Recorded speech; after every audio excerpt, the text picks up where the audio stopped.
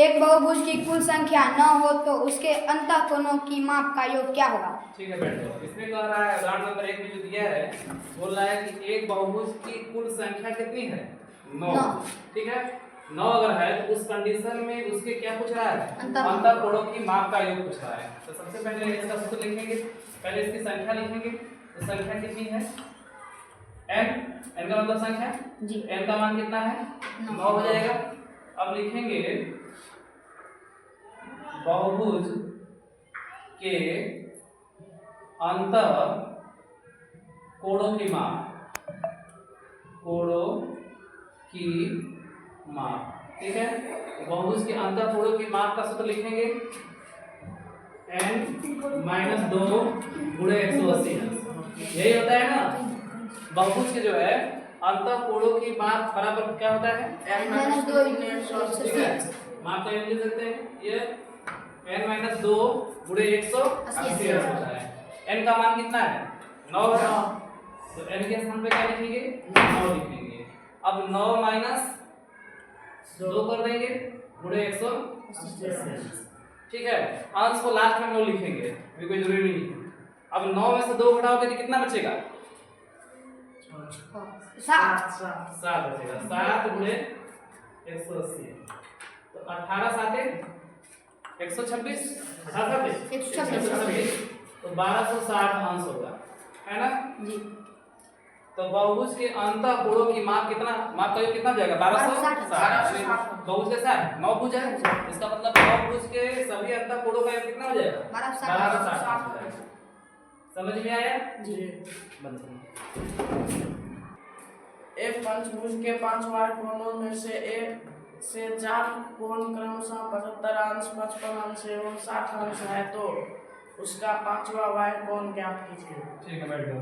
इसमें कह रहा है कि एक पंचभुज है और पंचभुज में कितने कोण होते हैं? 5 कोण होते हैं। ठीक है, और 5 कोण में से जो है 4 कोण दे दिया है, 75 अंश, 55 अंश, 80 अंश एक है।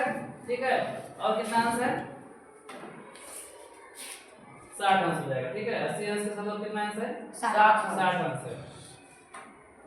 अब इस कंडीशन में 5वां कोण पूछ रहा है, फिर इसके लिए हम लोग क्या करेंगे कि सबसे पहले जो है हम लोग क्या करेंगे कि ये जो है पंचभुज होता है, यानी किसी प्रकार का जो बहुभुज होता है, बहुभुज के सभी वार कोणों का योग कितना होता है? वार कोण का कितना होता है? कितना होता है? 360 होता है। तो इसका मतलब लिख सकते हैं, तो पंचभुज के भी वार कोणों का योग कितना हो जाएगा? 360। तो लिखेंगे पंचभुज के वार कोणों का योग, वार कोणों का योग ये हो जाएगा 360 अंश हो जाएगा। इसमें से जो है 4 को कोण दिया है और 5वां क्या करना है? निकालना। 5वां क्या करना है? निकालना है। तो 4 को कोण दिया है, 5वां निकालना है, तो 5वां कोण को क्या मान सकते हैं? x मान सकते हैं। माना 5वां कोण बराबर कितना हो जाएगा? x अंश हो जाएगा। ठीक है, अब देखते हैं। अब क्या करते हैं कि अब जो है तो पंचभुज में 5 कोण होते हैं, तो पांचों कोणों को जोड़ देंगे तो पहला कोण कितना हो जाएगा? 70 अंश। दूसरा कोण कितना होगा? 55 अंश हो जाएगा। तीसरा कोण कितना होगा? 80 अंश होगा। चौथा कोण कितना होगा? 60 अंश होगा। और 5वां कोण कितना हो जाएगा? 1 अंश होगा। ठीक है, अंश को हम लोग लास्ट में लिखेंगे, है ना, एक ही बार बराबर कितना हो जाएगा? 360। अब देखते हैं, अब इसको जोड़ देते हैं। तो इसको जोड़ने का तरीका सबसे आसान है, इसको ऐसे यहाँ लिख करके 75, 55, 80 और 60। 5 5 10 में सुनना 80 1 हो जाएगा। 7 5 12 12 8 20 20 6 26 26 1 27 कितना हो गया? 270। तो यहाँ लिखेंगे 270 प्लस x बराबर कितना होगा? 360। ठीक है, अब x बराबर लिखेंगे तो संख्या को एक तरफ, अक्षर को एक तरफ, तो x अपने स्थान पर रहेगा।